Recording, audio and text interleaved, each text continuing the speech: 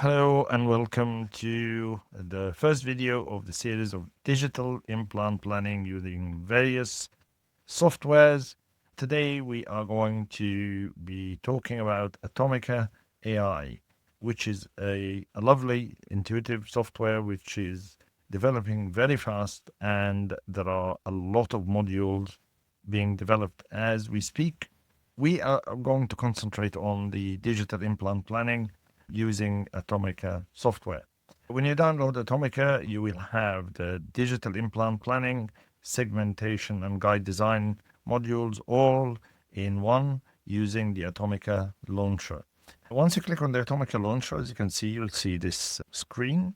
Now we want to add a patient to start planning. So click here, and then you'll get this menu, which is asking you whether you want prosthetics or implant guided surgery. Click import DICOM, and then we are going to go to the importing the CBCT. You open either, if you've got a zip file, you can click on it and click open, and it will import all the DICOM files. But if you unzip the file, you unzipped the folder and you've got all the DICOM images, all you have to do is just click on one of them and click open, and it will import it. The first screen that you'll see is the identification screen. So the identification screen to identify the patient. So you'll have a scout view here, the patient's name, date of birth, the sex, and you are going to click save. Now then you will be presented with the next screen in the implant planning software. So as you can see here, you've got the planes. So you have the axial plane, the sagittal plane, and the coronal plane here, and you'll have the CBCT, the rendered view here. The rendered view can be presented in a few skins, as we say. So one of them is the normal. If you click down, you'll see this menu, normal, bone, which is a rendered bone view. You have an MIP view, which I don't like, and the X-ray view, which will have a black background, and it's relaxing for my eye. I prefer that one. But let's just leave it on the bone view, right? With the right mouse button, you can actually turn the CBCT round, okay? Both buttons pressed, you can move the actual rendered view bodily around the screen, and you can zoom in and zoom out using a mouse wheel. Now, if you want to reset this view to what it was, the central view, you can click reset here, and it will reset the view. Now, here is the crop screen. The crop screen will have we said, the axial view, the sagittal view, and the coronal. So here you can just move this one, right? And you can see here it's the green line, right? So the sagittal is in green, the sagittal, is in red, and the axial is in green, and your coronal view is in blue. This here, you can actually crop the data if you want. You could want to, the field of view is too wide. You can just narrow it, as you can see here, right? In the axial view, the sagittal view, you can also crop either from the top, bottom, right, or left, in case you want to narrow down or even remove data. For example, if you want to work on the lower arch only and you've got some upper teeth in the actual screen, then you can actually crop them this way. Okay? The coronal view, again, you can crop whatever you don't need. I'm just going to crop the nasal cavity down to here, and I only need to see the lower part of the sinus floors because I'm not doing any sinus grafts or anything like that, or nothing will involve the sinus, but we'll see the sinus flows anyway. So once you've cropped, then you go to the implant planner. So click implant planner, and then it will take you to that module with the relevant screens, as we shall see. Okay. Loading now. So you can see now that's the CBCT. Again, if you go on the top right hand side, you'll have the skins, either bone, X-ray, normal, which is a black and white really, and I don't like that MIP. Okay, so we can leave it on the bone for now. The bone will have only one color, I'm afraid. This here is the contrast and the brightness. If you have it on the X-ray view, right, yeah, that will improve or change the brightness and the contrast, as you can see here. So there we are. If you have it on the bone skin, the brightness and the contrast reduces and increases the density, as you can see here. So I'm just reducing the density a little bit to remove some of these, the scatter, as the patient has many restorations which have metal in them. And this is the clipping, but we'll talk about the clipping later on. So we'll leave that clipping for now. We've got brightness and contrast. This is called the outline view. I'm just going to explain that as we go along when we start planning our implant. Okay? Up here is the select, which you don't need to use really because your right mouse button is going to move this around, or pressing both right and left is going to move this across the screen bodily. The zoom, you just use your mouse wheel to zoom in now. Okay, and you have to delete, reset, and a save. Okay, so the save is always, it's got a red dot here. It's saving your work as you work. Now, we need to now designate the teeth that we need to be restoring later, or place the implants in the sites. We have the 1-2, the 1-4, the patient is going to have a bridge there, and then we have the 2-2 as a single tooth, and I think really 2-6. Okay, there we go. The lower we have the 3-6, all right, and on the right side we've got the 3-5, the 4-5, and the 4-7, so that the patient will have a bridge head. Okay. Now, once we've designated the teeth, you don't have to stick them. You can actually designate the teeth and just work on other sites as well. It won't hold you to what you plan. Okay? So now we're going to start the drawing our panoramic curve. And the panoramic curve is the path by which the transaxial slice is going to be viewed across the arch that you're examining and planning. So we've done teeth, we've got magnetic curve, and here, if we're working on one draw only, right, you can ignore the other one. One of them would be turned off. So on the left side here, we've got the scan, and we've got the model, we've got the implant planning, we've got the sleeving, which we'll talk about later, and that's to do with the guide design. This is the shop. So it's to order the guide in areas or parts of the world where Atomica exports are chargeable, and you are going to order the guide from Atomica labs, which are in several countries now. Okay, another button, which is the settings button. If you click on it, you'll get the libraries here. So download whichever library that matches your implant system that you use.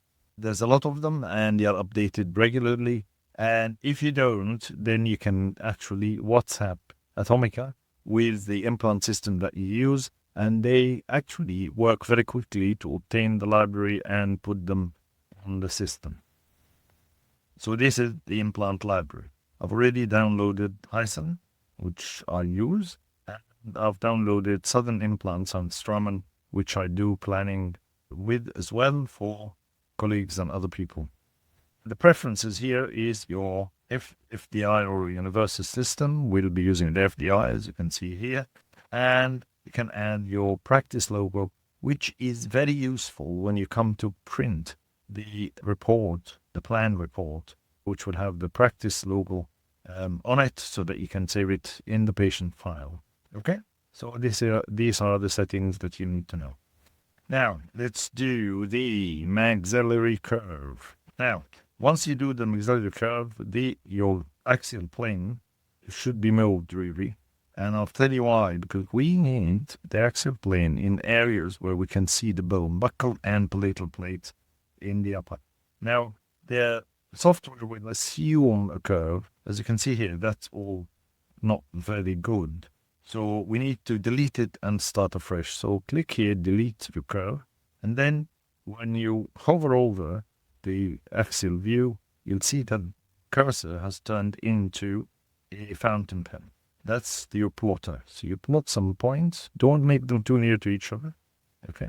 As you do the third point, you'll start seeing that it's tracing on the right-hand side. As you can see. There we go. There we go. There we go. And if you want to move any of these nodes, just go to it. It will turn green and you can actually move it right, left, back, forth, whichever you want. Okay? This joystick here is to move the actual curve bodily. All right? So now we've done that. That's good. So it's in the middle of the ridge. We're finished with that. We then go to the mandibular curve. Again, just move somewhere where you can see all the bone. So in the axial view, just move slightly apically till you see the boundaries of the bone, as you can see here. The software has actually made a good job, better job here. However, that's too narrow, so I'm going to delete it, right? And I'm going to plot it the same way as we did for the maxilla. So plot some points. As you do the third points, then this will appear, right? So that is the actual slice across the axial plane. Or we call it the panoramic curve. Okay? Yeah. Adjust a little, and there you go. We're done. Now, where are we going next?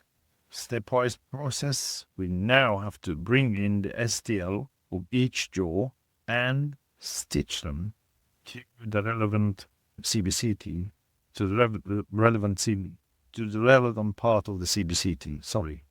So import the model here, and what we'll do is we'll just go back, and we've got here the upper and lower models here. Okay. So let's start with the lower. Click that and click OK. Then you'll see the panel here. So we'll bring the model in.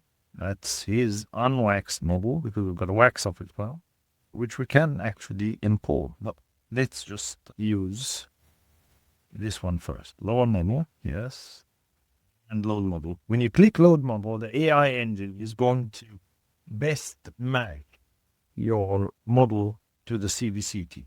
Okay, so let's click load model. Okay. And then see what happens. Now, it's stitched it to the lower, right? So now we check it. We check how good the stitching is.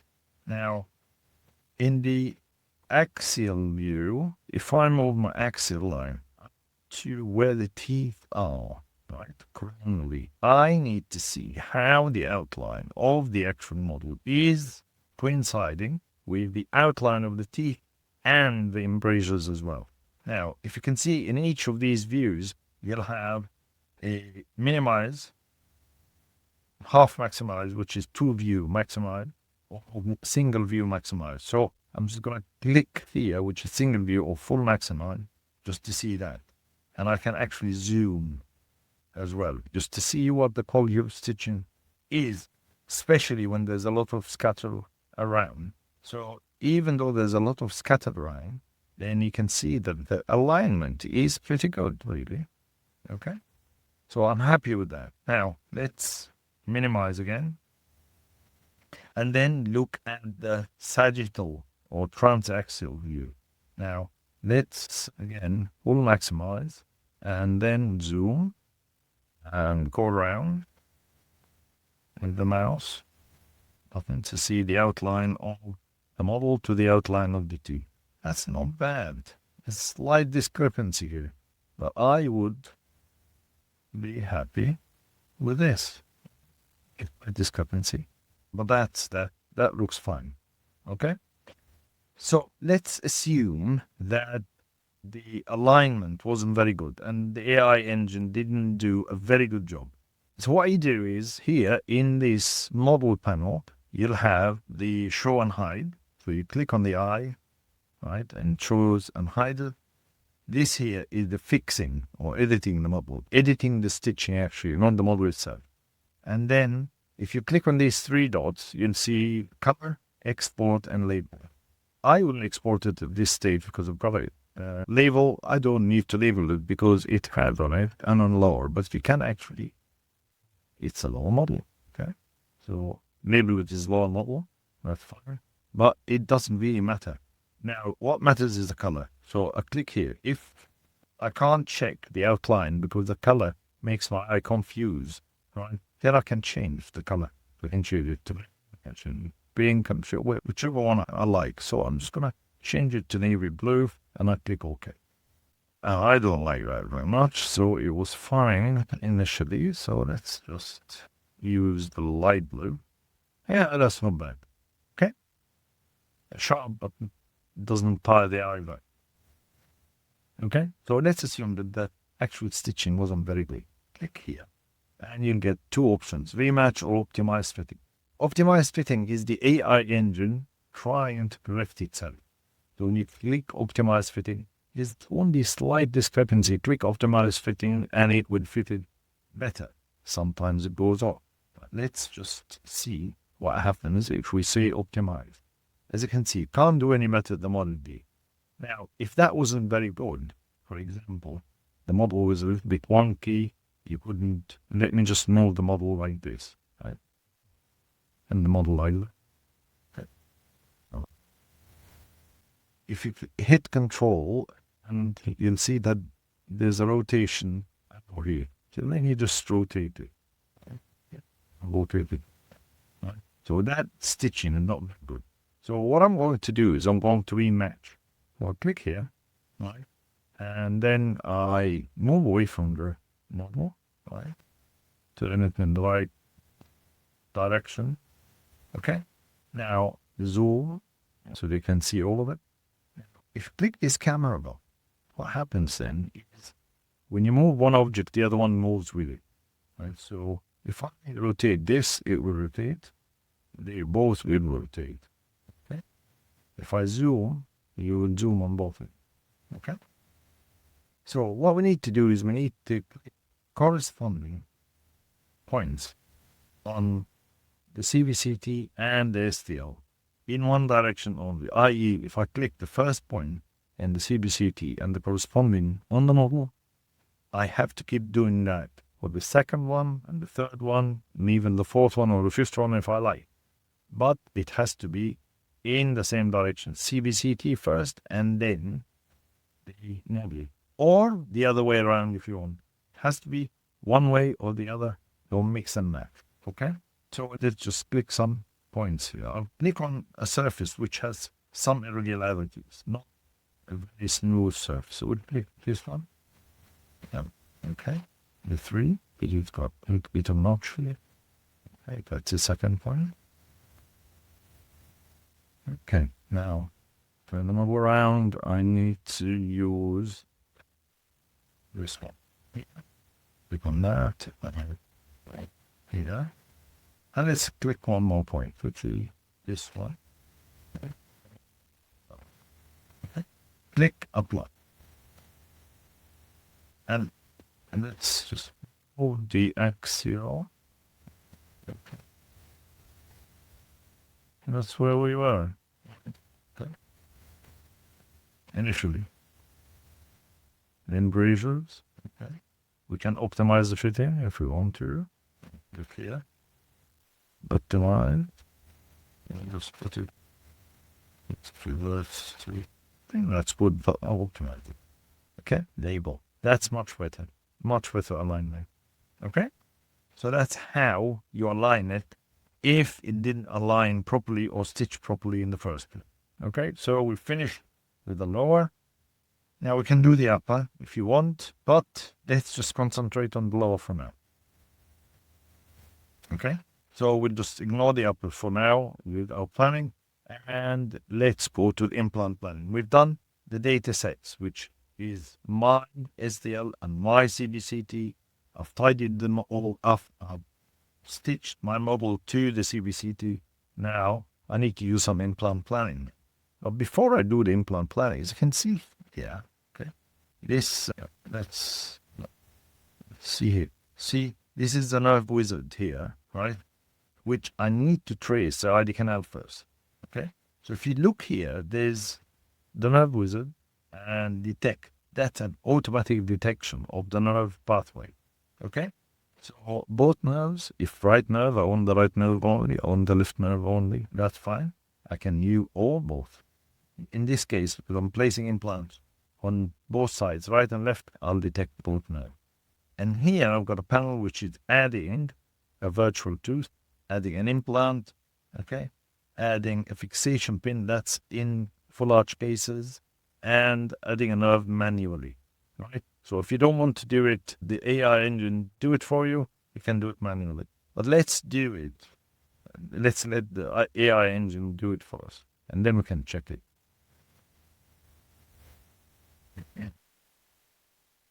Now I've done the nerve tracing, so if I can look here, I'll see two panels, right? Okay. Every object I put in the scene itself will be represented by something. So if I click here on the left-hand side, models, it would bring the model that I stitched with the CBCT as an object, okay? Nerves, if I click here, I will see both nerves, okay? Now I need to check them. Now, to check that, you have to move across the arch from the to identify where the mental framing is, and then trace backwards from there. Now, before we do that, we need these two nerves have been given the same color, green. So I need to change the colors. Here, you can hide or show the nerve, and then you've got an edit menu. So now to edit outline, and we're going to do that yet. If we need to, we will do.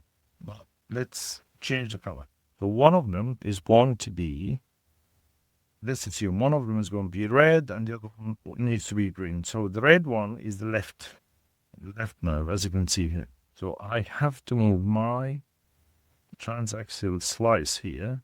You can see moving and moving here as well in the axial view and moving in the section view here. Transaxial. Okay. Now, what does this do is while I'm moving it, let me just full maximize this, and I'll zoom in, right? Both buttons pressed. I'm just moving the CUCT here. I want to see this going into the mental framing. That's fine. And then following that to the outline of the ID canal. You can see that. The outline of the ID canal is there and the nerve is here. It's in the right place, but it's not the right diameter. So if I'm happy with the alignment here, I need to increase the diameter because you can see here it's too large, right? And this is sitting right in the middle of it. Right, so let's go back to the normal view. And then, as you can see here in this panel, you'll see that the nerve number 2, which is this one, left side, is 2 millimeters. Let's make it a bit larger, about 3 millimeters. Okay. Now that's fine. We can do it at 3.2, for example. Okay. Just to occupy all, or to encompass all the ID canal, especially the superior border. If you want to increase it even further, in my guess. So let's do it. All right. To be on the safe side. Here we are. So as you can see there, outline of the ID canal is completely covered. Okay? So that's my left nerve. We'll do the right nerve just now. Now, again, so I'm finished with it. Let's go and check the right nerve, which is, in this case, is going to be green. And very slowly, and see. Okay, that's the mental. Green and traced. And then we're going to go to the outline of the ID canal.